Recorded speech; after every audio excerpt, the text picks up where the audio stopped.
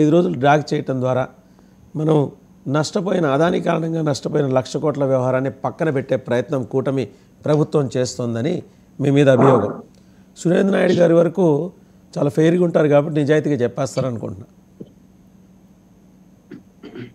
Sir, ముందుగా మీకు ప్యానల్లో ఉన్నటువంటి మిత్రులకు, అదేవిధంగా 99 న్యూస్ వీక్షిస్తున్నటువంటి ప్రేక్షకులకు అందరికి కూడా శుభోదయం తెలియజేసుకుంటూ, సార్ నేనేమంటానంటే, చంద్రబాబు గారి పరిపాలనలో ఎప్పుడు వచ్చినా కూడా కొంచెం ఇలాంటి వీళ్ళని సంఘ విద్రోహ శక్తులు అనాలనా లేకపోతే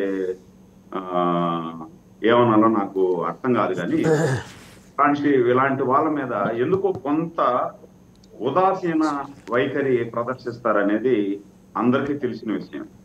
అంటే చంద్రబాబు గారికి ఫస్ట్ నుండి కూడా దయాగుణం ఎక్కువ. ఈ దయాగుణం వల్లనే మనం నష్టపోతున్నాం. అంటే ఇంటి మీద దాడి చేసిన వాళ్ళని వదిలేస్తాం, వ్యక్తిగత దాడి చేసిన వాళ్ళని వదిలేస్తాం, మన ఇంట్లో వాళ్ళ మీద అసభ్యకరంగా మాట్లాడిన వాళ్ళని కూడా వదిలేస్తున్నాం. ఇది కొంచెం మాకు పార్టీ కార్యకర్తలకు, నాయకులకు చాలా బాధ కలిగించే విషయమే. ఇప్పుడు మనం 5 నెలలు అయింది అధికారంలోకి వచ్చి. 5 నెలల కాలంలో ఇప్పుడు ఈ వర్మ అంటే ఇతను పోస్టులు పెట్టేదానికే కాదు సార్, సినిమాలు తీసేదానికి కూడా జగన్మోహన్ రెడ్డి గారు డబ్బు ఇచ్చాడు. అంటే డబ్బు ఇచ్చి సినిమాలు ప్రభుత్వం మీద కానీ వ్యక్తిగత అంటే చంద్రబాబు గారి వ్యక్తిగత జీవితం మీద ఆయన వ్యక్తిగత హననం చేయడం కోసమే ప్రధాన ధ్యేయంగా అతను 5 సంవత్సరాలు పనిచేశాడు. అంతకుముందు కూడా ఎప్పుడు ఇదే పని అతనికి. అతను చేసి మనం ఒకసారి గమనించండి సార్, మీరు ప్యానల్లో ఉన్నటువంటి వాళ్ళు కూడా గమనించాలా. ఇతను తీసే సినిమా ఏదైనా కూడా, ఎవరైనా ఒక సినిమా తీస్తే ఆ సినిమా చూసి ప్రభావితం అవ్వాలి. దేనికి ప్రభావితం కావాలి అంటే ఇలాంటి కార్యక్రమాలు చేస్తే ప్రజలకు మంచిది.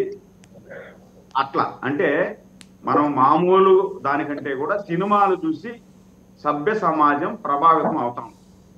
ఇతను తీసిన సినిమా ఫస్ట్ నుండి కూడా చూడండి, ఒక్క సినిమా అయినా పనికొచ్చేదానికి ఉందా, ప్రజలు బాగుపడేదానికి ఉందా, లేదా దాంట్లో ఏమన్నా ఒక నీతి, ఒక సినిమా తీస్తే దాంట్లో ఒక నీతి అనేది ఉందా, ఆ నీతి ఏదన్నా ఉందా? ఒకటి కూడా లేదు. లక్ష్మీస్ ఎన్టీఆర్ అంటాడు, అదేమన్నా సమాజానికి పనికొచ్చే సినిమానా లక్ష్మీస్ ఎన్టీఆర్ అంటే? లక్ష్మీస్ ఎన్టీఆర్ ప్రపంచానికి అందరికీ తెలుసు.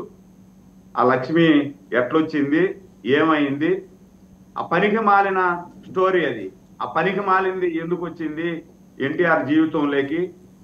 ఆ పనికి మాలినది ఎన్టీఆర్ జీవితంలోకి వచ్చే ఈరోజు ఎన్టీఆర్ ప్రధానమంత్రిగా ఉండి రాజకీయాల నుండి నిష్క్రమించాల్సినటువంటి వ్యక్తి అర్ధాంతరంగా ఈ లోకం నుండి పంపించేసింది పనికి మాలింది వచ్చి. ఆ పనికి సురేంద్ర నాయుడు గారు నాదొక క్వశ్చన్ అండి.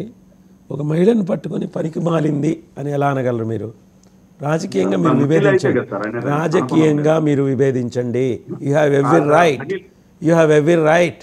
బట్ ఒక మహిళ పనికి మాలింది అయితే ఎన్టీఆర్ ఎందుకు చేసుకుంటారు సార్? అదే సార్ నేను చెప్పేది, మహిళ అయితే మహిళగా ఉండాలి. ఆ మహిళకు ఉండాల్సినటువంటి కొన్ని లక్షణాలు ఉండాలి. సొంత భర్తను పెట్టుకొని నువ్వు భర్తకు కూడా విడాకు లేకుండా వీరగంధం, అతని పేరు సుబ్బారావు, వీరగంధం సుబ్బారావుని పెట్టుకొని బిడ్డలను పెట్టుకొని విడాకు లేకుండా ఎన్టీఆర్ని ట్రాప్ చేసి, ఎన్టీఆర్ని మోసం చేసి, ఎన్టీఆర్ని పెళ్లి చేసుకొని మోసం చేసి నువ్వు అంటే నేర్పిస్తావా జనాలకి? ఇదే నా నేర్పించేది. అలాంటి అదే కదా ఆర్జీవి ఆయన సినిమాలో చూపించింది. ఇప్పుడు మీరు చెప్పింది ఆయన చూపించారు. మీరు చెబితే తప్పులేదు, వేరే విధంగా చూపించాడు. మీరు చెబితే తప్పులేదు, ఆర్జీవి సినిమా తీస్తే తప్పైందా అని అడిగే వాళ్ళు ఉంటారు మిమ్మల్ని. అదే సార్, ఇప్పుడు ఆర్జీవి చూపించింది వేరే విధంగా చూపించాడు, ఈ విధంగా చూపించాల. అలాంటి వాళ్ళని మనం ఆ విధంగానే సంబోధించాలా. అంటే ఇలాంటి వాళ్ళని చూసి సమాజం చెడిపోతుంది. దాంతో పాటు మొన్న ఏం సినిమా తీస్తాడు అంటే కమ్మ రాజ్యంలో కడప రేట్లు. ఇదేమన్నా సందేశం ఇస్తా ఉంది సార్? మంచి సందేశం ఇచ్చిందా సమాజానికి? కమ్మరా కులాలు, మతాలు, వర్గాలు వీటిని